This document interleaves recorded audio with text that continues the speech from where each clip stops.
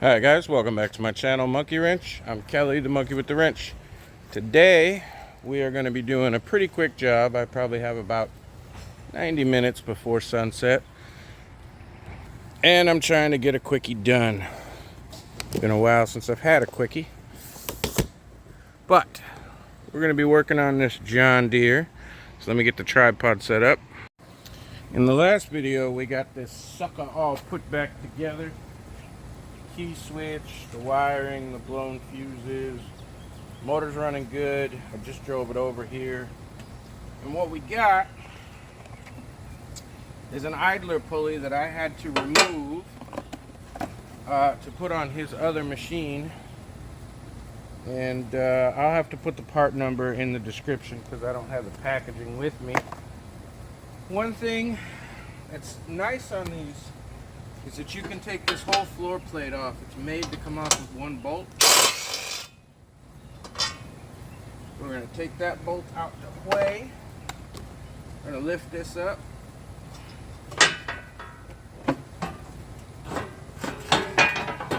Take that out of the way so that we can get to this idler pulley. See if I can get you closer, give you a better view of what's going on. Bear with me. And one more again. And what we're working on right here is this arm right here. This is what holds your idler pulley.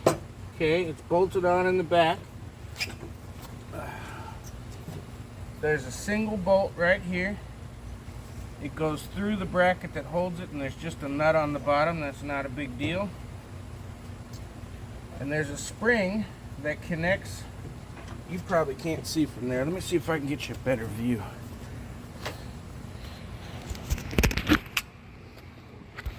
There we go.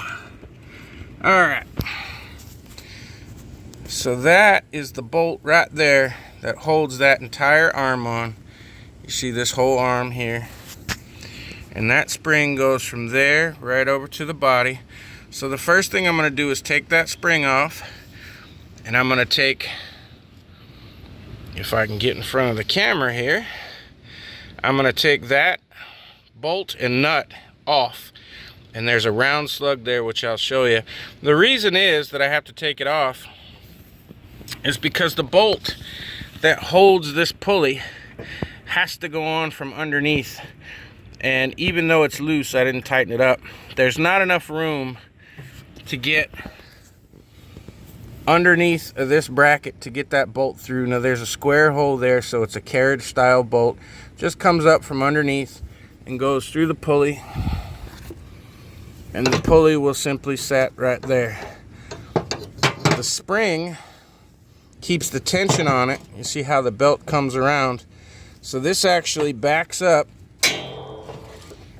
This pulley goes over top, this belt goes over top of this pulley, and then the spring holds the tension on it, and that's what keeps your blade tension, so that when you hit the PTO clutch, everything turns on. So let me get you back in the stand here, and I'm going to go take that arm off real quick. Alright, now I can't find the original bolt, and I may have to use an extra washer. For whatever reason, when this pulley goes against this, sometimes it hits and kind of drags. So I'm going to have to figure that out. Now, because I still have this loose, I can actually pull this up, move it over here where the groove is, and get that bolt into place. Now, the original bolt will go into the square hole, which I do not have the original bolt. And a bolt is a bolt. So I got a wrench on there. I'm going to take my pulley. There's a nub on one side of the pulley and not on the other. I'm going to put the nub side down so that it sits on that frame. I'm going to put my washer on there. I'm going to put my nut on there.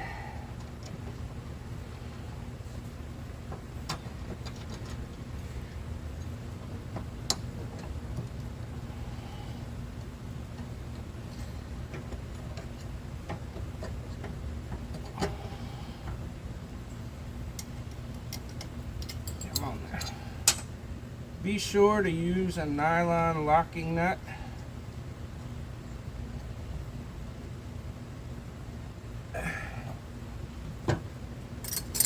So that it doesn't come back off. I don't even know. I didn't bring the correct size. So let me go get a wrench, because you know nothing can go easy. Alright, so hopefully you saw enough of that. It's just putting the pulley on. Got a wrench on the bottom. And I'm just going to tighten this down.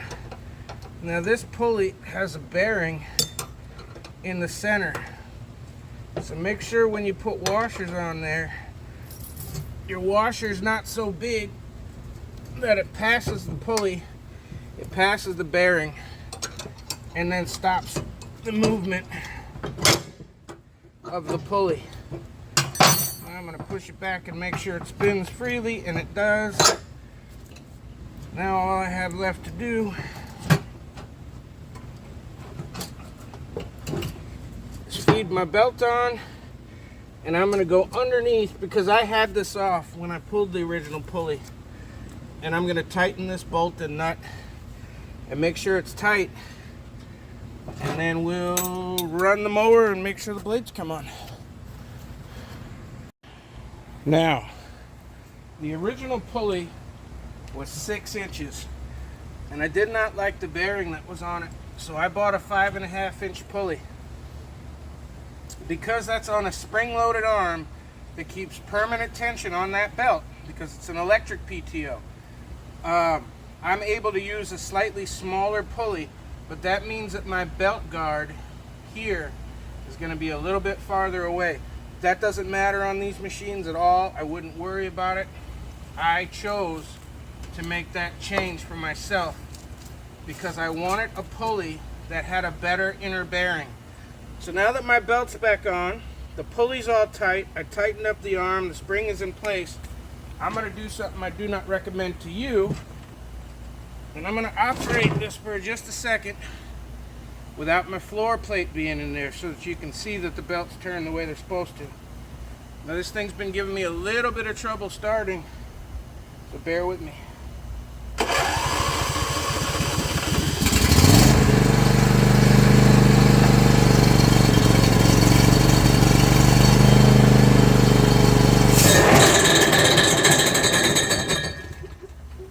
Why did it kill the machine?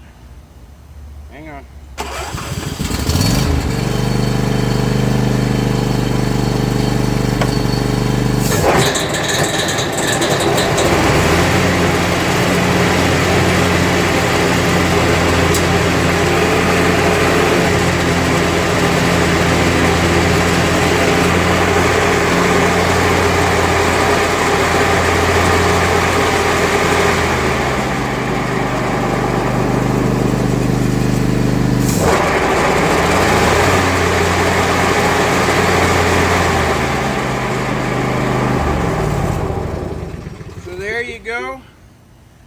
The deck was too far down and the spindles were hitting the concrete.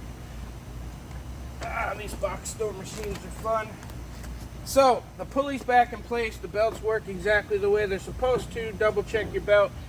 You should be able to change this belt in the field. If you break down in somebody's yard or in the field or wherever you're working, you should always have access to a spare belt, and you should be able to change it without tools. This spring is tight, but it's not so tight you can't pull it to get that belt off. These belt guards just are spring loaded so that you can just move them up and down, and it's a standard cock and ball setup. So now all I gotta do, and I cut the grass here about 3 hours ago, so I can't even test it, but I know it works just fine. All I have left to do now, put my floor pan back on and just grab my bolt, put it in place, and tighten it back down. There's my drill driver, my impact driver, and that's it. The whole job is done. She's back to cutting room. So if you have any other particular videos that you need to see on these John Deere series, let me know. This is mine. However, I do have a subscriber that's interested in purchasing it, and I have to fund the channel somehow. If you made it this far in the video, the last 10 days has been phenomenal. 10 days ago, I reached 6,000 subscribers. And every day since then, I have had astronomical numbers. Yesterday, on the 9th day, I broke 7,000 subscribers. Today, I'm already at 7,150. Who knows when it's going to stop. Thank you so much for hitting the subscribe button. Hit the like button. That's how other people find me that don't even know they like me yet.